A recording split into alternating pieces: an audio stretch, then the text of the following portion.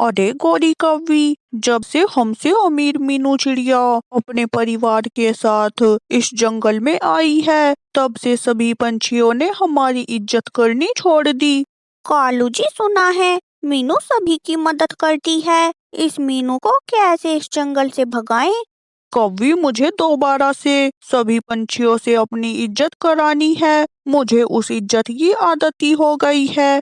तो जाइए, जाकर उस मीनू को मार दीजिए। अरे गोरी कौवी, अगर मैंने ऐसा कर दिया फिर तो जंगल के सभी पंछी मुझसे नफरत करेंगे। कालू जी, इस मुश्किल समय में मुझे तो कुछ समझ नहीं आ रहा। आप ही कुछ सोचिए। कौवी, पहाड़ी के ऊपर एक मिट्ठू तोता है जो सभी पंछियों के नकली मास्क बनाकर बेचता है। अरे कालू जी, हम बच्चे हैं क्या जो मास्क लगाकर खेलेंगे? मैं उस मिट्ठू तोता से मीनू का मास्क बनवाऊंगा और मीनू के भेष में जाकर मीनू के पति बलू चिड़ा को मार दूंगा। फिर मीनू का बेटा मीनू को घर से निकाल देगा और पूरा परिवार बिखर कर अलग हो जाएगा।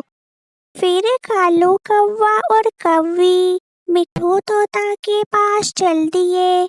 मीनू, मेरी बेटी बीमार है। मौसी, ये लीजिए पैसे और अपनी बेटी का इलाज कराइए। और कुछ भी मदद चाहिए तो हमसे जरूर कहना। मिट्ठू भैया, मुझे मीनू चिड़िया का मास्क बनवाना है। कुछ ही समय में मिट्ठू तोता ने मीनू चिड़िया का मास्क बनाकर तैयार कर दिया। वाह मिट्ठू तोते, तू तो बहुत बड़ा कारीगर निकला। कालू कौवा ने मास्क पहन लिया।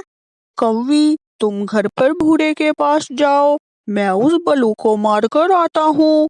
कालू कौवा और कौवी की बातें शीला मौसी ने सुन ली।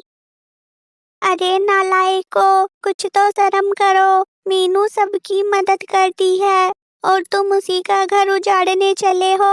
मैं अभी जाकर मीनू को सब बता दूंगी। कालू जी, आप जाइए, इस शीला मौसी को मैं देखती हूँ। कालू कौवा मीनू के भेष में वहां से चला गया। मीनू किसी काम से घर से बाहर गई हुई थी। कालू कौवा मीनू के घर आ गया। माँ, आपने हाथ में चाकू क्यों लिया हुआ है? गोलू बेटा, इससे मैं तुम्हारे पिता बल्लू को मारूंगी। मीनू, होश में तो हो, क्या बोल रही हो? तुम्हें मारकर मुझे एक बहुत बड़ा अनाज के दानों का खेत मिलने वाला है। उधर कौवी ने शीला मौसी को चाकू मार दिया और वहां से भाग गई। माँ, ये गलत होगा, ऐसा ना करो। कालू कौवा ने मीनू के भेष में बल्लू को मार दिया। निकल जाओ इस घर से। कालू कौवा अपने घर आ गया। कुछ समय बाद मीनू अपने घर वापस जा रही थी। तभी मीनू को जख्मी हालत में शीला मौसी मिली। मौसी, ये सब कैसे हुआ? मीनू, मेरी बेटी। इससे पहले शीला मौसी कुछ और बोल पाती, वे इस दुनिया से चल बसी। मौसी, मैं आपकी बेटी को हमेशा अपने घर में अपने पास रखूंगी। मीनू चिड़िया अपने घर आ गई। बल्लू को ऐसी हालत में देखकर मीनू ने रोना शुरू कर दिया। तुम ड्रामा करना बंद करो और निकल जाओ इस घर से।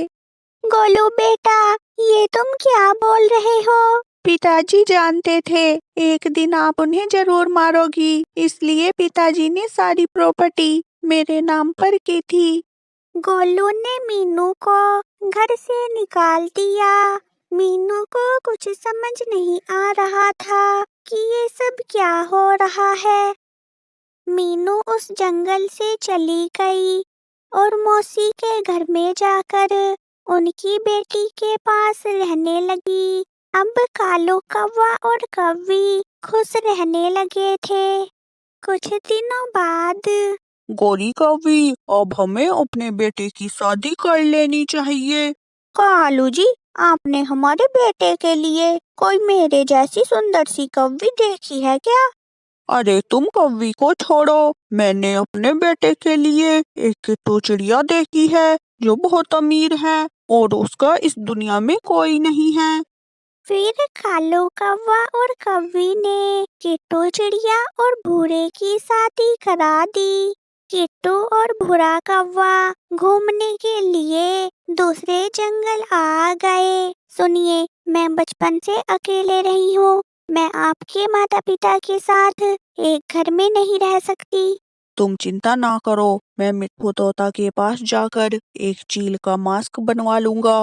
आप क्या बोल रहे हैं? मैं कुछ समझी नहीं। कुछ दिन पहले मेरे पिताजी ने मीनू चिड़िया का मास्क बनवाया था। फिर भूरे कौवे ने किट्टू को पूरी बात बताई।